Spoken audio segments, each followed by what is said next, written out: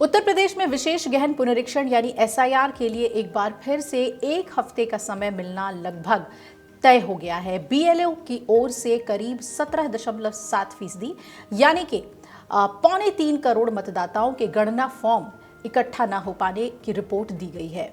और जो उच्च पद पर बैठे हुए अधिकारी हैं, उनसे जुड़े सूत्र बता रहे हैं कि इसे देखते हुए प्रदेश के मुख्य निर्वाचन अधिकारी कार्यालय ने चुनाव आयोग से एसआईआर के लिए और समय देने का अनुरोध करने का फैसला किया है।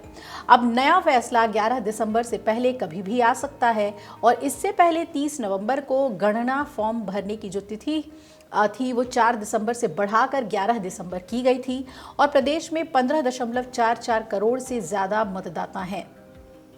चुनाव आयोग की रिपोर्ट के मुताबिक गणना प्रपत्रों के डिजिटाइजेशन का काम 97.3% तक हो चुका है और प्रदेश में 80% गणना फॉर्म वापस आ चुके हैं, जबकि 17.7% फॉर्म जमा हो पाने की स्थिति में ही नहीं है। ये आंकड़ा बड़ा है, इसलिए यूपी के मुख्य निर्वाचन अधिकारी नवदीप रिणवा ने सभी राजनीतिक दलों से अनुरोध किया है कि वो इन फॉर्मों को संग्रहित करवाने में मदद करें।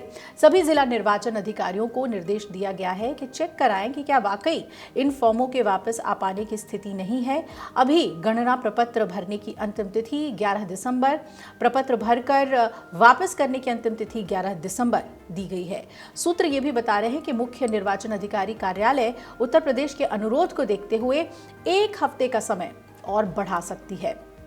गाजियाबाद में मुख्यमंत्री योगी आदित्यनाथ ने कहा कि एसआईआर की जो पूरी प्रक्रिया है वो लोकतंत्र के लिए बूस्टर डोज है और उन्होंने जनप्रतिनिधियों का आह्वान किया कि बांग्लादेशी और रोहिंग्या घुसपैठियों की पहचान कर उनके नाम वोटर लिस्ट से हटवाएं और उन्हें डिटेंशन सेंटर भेजने की प्रक्रिया शुरू करें।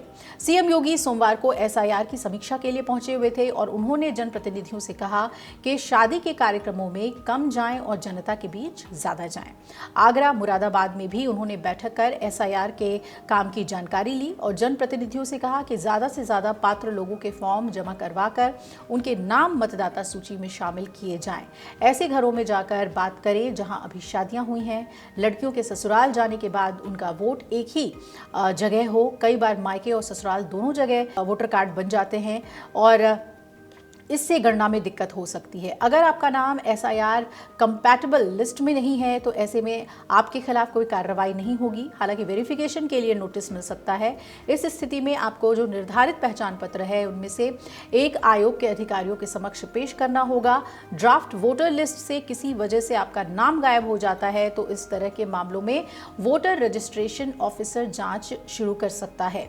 ऑफिस की ओर से वोटर को स्पष्टीकरण का नोटिस भेजा जा सकता है। ड्राफ्ट लिस्ट में नाम न होने की स्थिति में आप क्लेम और ऑब्जेक्शन पीरियड के दौरान जनवरी 2026 तक अपना विवरण जमा कर सकते हैं। साथ ही भारत निर्वाचन आयोग की वेबसाइट से फॉर्म 6 डाउनलोड कर अपना नाम भी वोटर लिस्ट में जुड़वा सकते हैं।